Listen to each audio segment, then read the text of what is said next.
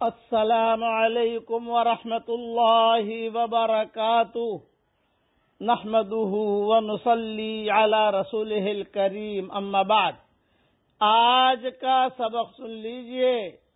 آج کے سبق کی سرخی ہے نیک لوگوں سے دوستی کیجئے، پارٹ نمبر 91۔ سلسلہ وار قصہ چل رہا تھا حضرت عبداللہ ابن مبارک رحمۃ اللہ علیہ کا۔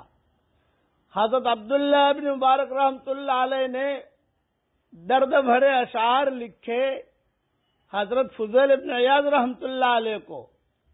اخیر میں ایک شعر اور لکھا جو کل میں کہنا بھول گیا تھا، وَلَقَدْ أَتَانَا مِن مَّقَالِ نَبِيِّنَا وَلَقَدْ أَتَانَا مِن مَّقَالِ نَبِيِّنَا قَوْلٌ صَحِيحٌ صَادِقٌ لَا يُكْذِبُ۔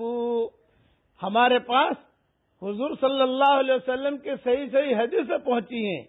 یہ حضرت عبداللہ بن مبارک لکھ رہے ہیں حضرت فضیل ابن عیاض کو، ہمارے پاس حضرت محمد صلی اللہ علیہ وسلم کے صحیح حدیثیں پہنچی ہیں جو بالکل صحیح ہے اور کوئی اسے جھٹلا نہیں سکتا، اور وہ یہ کہ اللہ کے راستے میں کام کرتے کرتے کوئی مر جائے تو وہ شہید شمار ہوتا ہے۔ میں اگر کسی جگہ مر جاؤں، جنگلوں میں مر جاؤں، وادیوں میں مر جاؤں، دین کا کام کرتے کرتے شہیدوں میں میرا نام ہوگا۔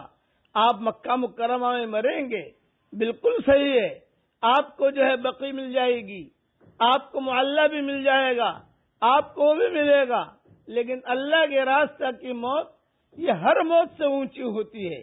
صحابہ جو ہے سارے کے سارے یہی بقی کے قریب میں رہنے والے تھے اور معلّہ کے قریب میں رہنے والے تھے، لیکن سارے کے سارے مدینہ منورہ چھوڑ کر کوئی کہاں گیا، کوئی کہاں گیا، کوئی کہاں گیا، کبھی عرش پر، کبھی فرش پر، کبھی در بدر، کبھی ان کے گھر۔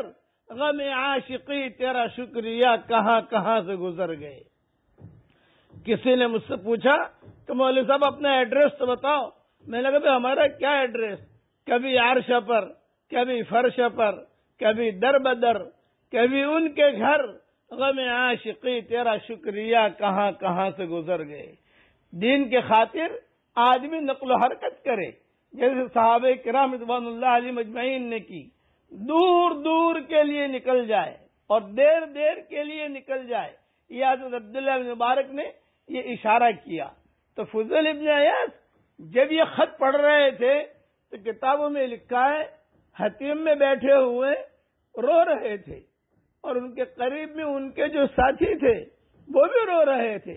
جب پورا خط پڑھ چکے فضیل ابن عیاض تو خط کو جو ہے لیا، اپنی آنکھوں سے لگایا، اپنے سر پہ رکھا اور اسے بوسہ دیا، اور بوسہ دے کر حتیم میں ہی بیت اللہ کا پردہ پکڑا، اور بیت اللہ کا پردہ پکڑ کر ایک دو جملے کہے حضرت فضیل ابن عیاض رحمۃ اللہ علیہ نے، اور وہ یہ کہا صدقت یا ابن مبارک، صدقت یا ابن مبارک، صدقت یا ابن مبارک، اے ابن مبارک تو نے بات سچ کہی، میری مثال تیرنے والے کی ہے اور تیری مثال کشتی والے کی ہے کہ تیرنے والا اپنی حفاظت کرتا ہے اور کشتی والا اپنی بھی حفاظت کرتا ہے اور دوسروں کی بھی حفاظت کرتا ہے۔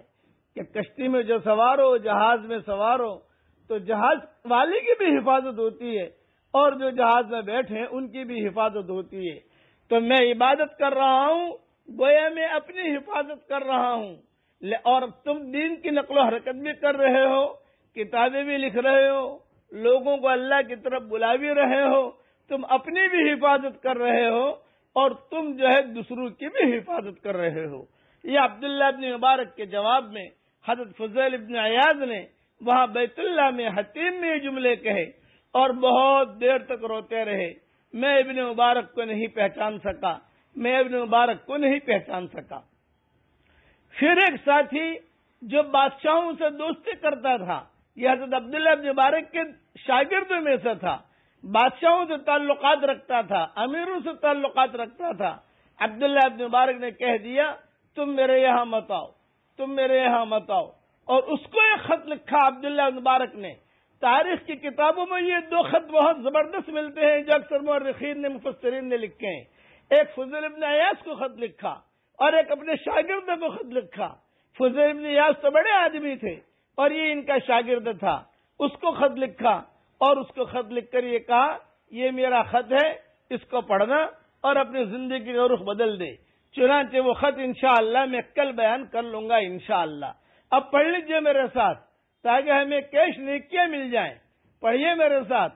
رب اجعلنی مقیم الصلاۃ ومن ذریتی ربنا وتقبل دعاء ربنا اغفر لی ولوالدی وللمؤمنین یوم یقوم الحساب. اللہ تعالی ہماری قیامت تک کے آنے والی نسلوں کو نیک بنائے اور نیکی کا کام کرنے والا بھی بنائے. آمین.